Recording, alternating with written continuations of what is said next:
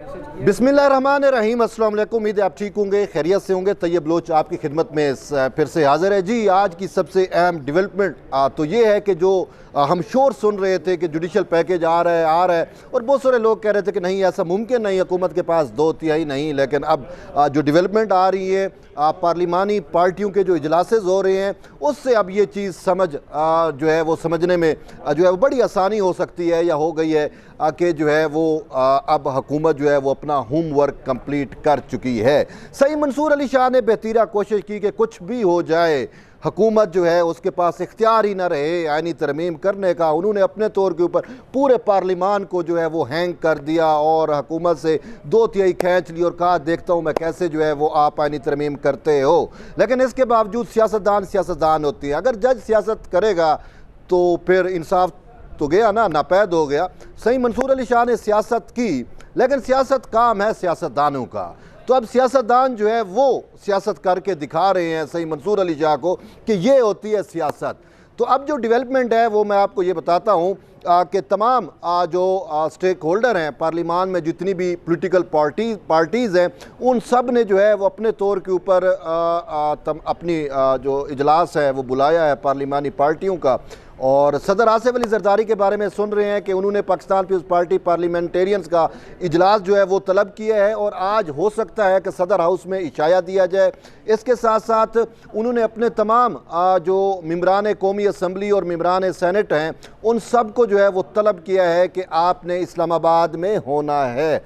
इसके साथ साथ एक और अहम चीज़ ये है कि पाकिस्तान मुस्लिम लीग काफ ने भी जो है वो अपनी पार्लिमानी पार्टी का इजलास किया और पाकिस्तान मुस्लिम लीग नून ने उन्होंने भी जो है अपने तमाम अरकान कौमी असम्बली और सेनेट को जो है वो इस्लामाबाद में रहने का जो है मशवरा दे दिया है। उसके साथ साथ अपना क्या नाम है MQM जो है मुत्तहिदा कौमी मूवमेंट, उसके भी अरकान जो हैं वो इस्लामाबाद में पहुँचना शुरू हो गए हैं। और मौलाना फजल रहमान सबसे इस पूरे सिनेरियो में मौलाना फजल रहमान जो है वो बहुत अहमियत इख्तियार कर गए थे। तो मौलाना फजल रहमान ने भी कल लाहौर में अपनी मजलिस आमला जो है JUIFA की, उसका इजलास तलब किया था और उसमें उसने वाज़ेह तौर के ऊपर कहा कि सदर जरदारी मेरे पास आए, वज़ीर दाखिला आए, मेरे पास जो है वो वज़ीर आज़म आए, उन्होंने मुझे ये कहा तो अब बताएं हम क्या करें। तो मेरी इतलात के मुताबिक JUIFA ने भी जो है वो वज़ीर आज़म और सदर की उसके ऊपर जो है कॉल के ऊपर ओके कर दिया और कहा है कि आप या हुकूमत के साथ हमें बैठना चाहिए, ये हमारे पुराने इत्तेहादी हैं। तो इस हवाले से अगर हम ये सारा सिनेरियो देख रहे हैं तो इस पूरे सिनेरियो से ये चीज़ समझ आ गई है कि वफाकी हुकूमत के पास या हुक्मरान इत्तेहाद के पास 2/3 जो नहीं बन रही थी, अगर मौलाना फजल रहमान के वोट शामिल करें और 3 से 4 ऊपर मेंबरान कौमी असम्बली जो हैं वो सिर्फ मैनेज करने हैं और वो भी अब ख्याल यही है, तसव्वुर किया जा रहा है कि वो भी मैनेज हो चुके हैं। तो यूँ जो जुडिशल पैकेज का हम सुन रहे थे वो अब हमें हकीकी तौर के ऊपर नज़र आ रहा है कि वो जल्द पेश हो जाएगा। इस हवाले से मैं आपको बताऊं कि आइन के आर्टिकल 175 में जो है वो तरमीम की जा रही है। उसके साथ साथ 175 जो है वो जुडिशल कमीशन से मुतल्लिक है, जजेस के अपॉइंटमेंट से, बेसिकली 175 जो है वो जजेस के अपॉइंटमेंट से मुतल्लिक है। और आइन के आर्टिकल 179 यानी 179, आइन के आर्टिकल 179 में भी तब्दीली लाई जा रही है और आइन के आर्टिकल 179 जो है वो जजेस की सीनियरिटी से मुतल्लिक है।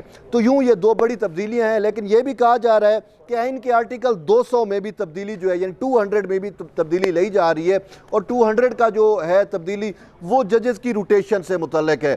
यानी कि सपोज़ करें कि इस्लामाबाद हाई कोर्ट में जो जज बैठे हुए हैं इनको अब डेरा इस्माइल खान या क्लाड बेंच में भी भेजा जा सकता है। तो क्या मज़े की बात होगी कि जब ये जो है वो क्या नाम है अपना एक जज है ना जिसकी अमेरिकन शहरियत है, क्या नाम है उसका, वो हाँ बाबर सत्तार, यस, जस्टिस बाबर सत्तार जो अमेरिकन रेजिडेंशियल जिसके पास कार्ड है, अगर आप देखें अगर उसको क्लात डिवीज़न में क्लात बेंच में भेज दिया जाए तो कितना मज़ा आएगा ना। फिर देखेंगे, हम कहेंगे कि यहाँ पे बैठ के आप सहूलत कारी करो, या यहाँ से वो एक जज को मोहसिन अख्तर कियानी, ठीक है, उसको अगर उठा के जो है वो डेरा इस्माइल खान में लगा दें तो खुदा की कसम मज़ा आएगा। तो बहरहाल ये सारा कुछ ऐसे ही होगा। ये जो 200 आइन के आर्टिकल 200 है इसमें अगर तरमीम होगी तो जजेस से पूछे बगैर हुकूमत को या वजारत कानून को इख्तियार मिल जाएगा कि वो इस्लामाबाद हाई कोर्ट के जजेस की रोटेशन कर सकती है।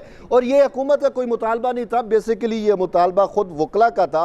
बड़े अरसे से वकला ये कह रहे थे कि सर ये 8-8 साल से 7-7 साल से यही जज बैठे हैं और हमें जो है वो इंसाफ की फरहमी में भी रुकावट है। और फिर हमने देखा भी सही इन जजेस की जानिब से जो इन्होंने जुडिशल कू कर दिया इस्लामाबाद हाई कोर्ट में।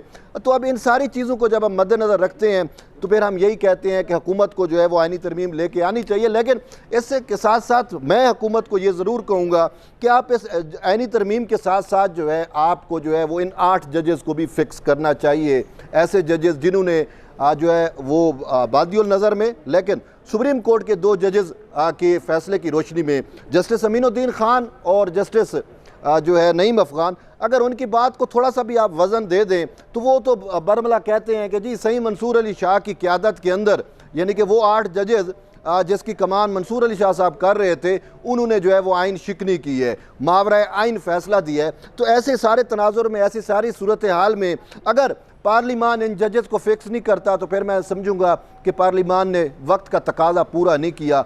तो जब आप इतनी तरमीम लेके आ रहे हो तो थोड़ा बहुत इन जजेस का भी बंदोबस्त कर लें, जिन्होंने आइन को मुअत्तल करके कोर्ट अदालतों को जो है वो ताले लगा दिए थे और कहा था कि हमें छुट्टियां अजीज़ हैं, हमें इंसाफ अजीज़ नहीं है। इंसाफ मुअत्तल हो गया था आपके सामने, 2-2.5 महीने तो ये सुप्रीम कोर्ट में जो है वो ताले लगे रहे ना। तो बहरहाल अभी आज से नया अदालती साल शुरू हुआ है लेकिन अभी तक वो जो मखसूस नशिस्तों वाला फ़ैसला है वो सही मंसूर अली शाह साहब जो है वो नहीं दे सके, वो भी खुद बैरून मुल्क हैं। तो ये सारी सूरत हाल है। आप देखते हैं कि हुकूमत जो है वो इस हफ्ते में, नेक्स्ट वीक में, लेकिन ये नहीं कि ये जो सितंबर है लेकिन अक्टूबर का पहला हफ्ता भी, उसमें भी बहुत कुछ होने का इम्कान मौजूद है। तो देखेंगे कि अब ये जो पार्लिमानी पार्टियों के इजलास होंगे, जो इशाए होंगे, यानी कि वज़ीर आज़म पाकिस्तान की जानिब से भी तमाम पार्लिमानी पार्टियों के मेम्बरान को जो है वो इशाया दिया जाएगा। तो बहुत सारी चीज़ें जो है वो अब चल रही हैं। लेकिन इसके साथ साथ एक अहम चीज़ भी आज सुप्रीम कोर्ट में हुई कि वो ये है कि चीफ जस्टिस काजी फैज़ ईसा, आज चूँकि फुल कोर्ट इजलास था, फुल कोर्ट होता है नए अदालती साल के मौके पर, तो आज 9 सितंबर है, तो नया जुडिशल ईयर जो है वो स्टार्ट हो चुका है। तो इस जुडिशल ईयर के मौके के ऊपर चीफ जस्टिस ने पहले फुल कोर्ट इजलास से खिताब किया। इजलास के बाद जो है वो गैर रस्मी गुफ्तगू की मीडिया से और बहुत ज़्यादा जो है वहाँ पे चीफ जस्टिस काजी फैज़ ईसा से एक्सटेंशन से मुतल्लिक़ सवालात हुए। तो काजी साहब ने बहुत ज़्यादा जो है वो चीज़ें क्लियर कर दी। राना सनाउल्लाह का जो एक स्टेटमेंट चल रहा था कि जी काजी साहब ने कहा कि मुझे शख्सी तोसी नहीं चाहिए, अगर बाकी चीफ साहबान को तोसी दी जाती है और उस पैराए में या उस ज़ुमरे में मुझे भी तोसी मिल जाती है तो फिर मुझे कोई मुज़ायका नहीं है, कोई एतराज़ नहीं होगा। अच्छा, तो इस हवाले से जब उनसे सवाल किया गया तो चीफ साहब ने कहा कि ये राना सनाउल्लाह की तो मेरी कभी उसके साथ कोई मीटिंग ही नहीं हुई, कभी मैं उसके साथ बैठा ही नहीं हूँ। हाँ, एक मीटिंग ज़रूर हुई थी लेकिन उसमें राना सनाउल्लाह तो नहीं था, उसमें तो वज़ीर कानून और सही मंसूर अली शाह और ये थे। तो ये मुझे नहीं पता कि उसने ये कैसे बात कर दी है। ताम उन्होंने कहा कि यार मैं तो तुसी नहीं लेना चाहता, ये उन्होंने आज फिर से क्लियर किया है। लेकिन बस क्या करें कि वो जो यूट्यूबर्स हैं वो तो हर मामले पे, मतलब एक भी अगर MNA PMLN का या पीपल्स पार्टी का बहाल हो जाए ना, वो कहते हैं ये भी एक्सटेंशन के ये प्लान D है, प्लान C हो गया, ये काजी को तोसीद दे दी जाएगी। उनकी अब वो अल्फ़ाबेट्स ख़त्म हो गए हैं, प्लान A से लेकर प्लान Z तक ख़त्म हो गए। लेकिन काजी साहब ने फिर भी इनको कह दिया कि मैं तोसी नहीं ले रहा। लेकिन मैं ये समझता हूँ कि बात यह है कि जब पार्लिमान आइन बना देती है ना, कानून बना देती है, तो वो फिर एक जज के ऊपर लाजिम हो जाता है उसको मानना। अब मेरा नहीं ख्याल कि काजी साहब जो है वो जो पार्लिमान की सुपरमेसी की बात करते हैं और पार्लिमान जो है उनके गले में ये ढोल डाल दे कि अब आप तोसी लें तो वो उसको जो है वो इनकारी हूँ, मुझे ऐसा नहीं लगता। तो बहरहाल अभी तो ये चीज़ें चल रही हैं ना, देखते हैं क्या होता है। हमें काजी से गर्ज नहीं है, हम ये चाहते हैं कि मंसूर अली शाह को नहीं आना चाहिए, इस आइन शिकन को नहीं आना चाहिए। मैं आज भी कह रहा हूँ, खुदा की कसम, ये आसिफ अली जरदारी साहब आइन के मुहाफिज माने जाते हैं, ठीक है ना। और अब ये जब तरीक़े-ए-दम एतमाद आई थी तो कहा था जी जरदारी जो है वो आइन का मुहाफ़िज़ है। अब अगर जरदारी आइन का मुहाफ़िज़ है, मुझे ये बताएं कि चीफ जस्टिस का के अपॉइंटमेंट का इख्तियार उसके पास है, यानी नोटिफिकेशन पे दस्तखत उसने करने हैं। अब वो सदर जो आइन का मुहाफ़िज़ है, जिसकी पार्टी ने आइन बनाया है, क्या वो एक ऐसे जज को जिसके बारे में सुप्रीम कोर्ट के 2 जजेस कह चुके हैं कि इसने आइन शिकनी की है, उसका बतौर चीफ जस्टिस नोटिफिकेशन करेगा? अगर वो करेगा तो तारीख में जरदारी भी जो है आइन शिकनों को तहफ़्फ़ुज़ देने वाला में शामिल होगा। ये सिंपल सी बात है। हाँ, मैं ये कहता हूँ, मुझे मंसूर अली शाह से गर्ज नहीं है, मुझे ये है कि भाई कॉन्स्टिट्यूशन से गर्ज है। हाँ, अगर आप समझते हैं कि ठीक है हमारी मजबूरी है, उसको जो है हमने चीफ जस्टिस बनाना है, तो उसके लिए मैं आपको कह रहा हूँ कि आप पार्लिमान का कमेटी बनाएं, पार्लिमान का कमेटी इसके फैसले को देखे। पार्लिमान के कमेटी ने अगर इसको क्लीन चिट दे दिया कि नहीं जी कोई आइन शिकनी नहीं हुई, तो फिर बेशक आप मंसूर अली शाह का बतौर चीफ जस्टिस नोटिफिकेशन जारी करो, सिंपल सी बात है। लेकिन इसके किए बगैर, फॉर्मेलिटी किए बगैर, उसको क्लीन चिट दिए बगैर अगर चीफ जस्टिस ऑफ पाकिस्तान का नोटिफिकेशन होता है तो वजारत कानून जो है वो आइन शिकनी को तहफ़्फ़ुज़ देने में कसूरवार ठहरी जाएगी। और सही आसिफ अली जरदारी साहब, वो भी मैं उनको समझूंगा और मैं बल्कि उनको कहूँगा कि सही आपने भी कई आइन शिकनी को जो है वो तहफ़्फ़ुज़ दिया है। अब देखते हैं कि मामलात किस सिमत जाते हैं। लेकिन खुशी की बात यह है कि सही जरदारी साहब जो है वो अब ज़ाती तौर पर मुतहरिक हैं, और आसिफ अली जरदारी जब मुतहरिक हो तो बहुत सारी अनहोनियाँ हो जाती हैं, नामुमकिनात को वो मुमकिनात करना जानता है। तो बहरहाल देखते हैं सूरत हाल कैसे इमर्ज होती है।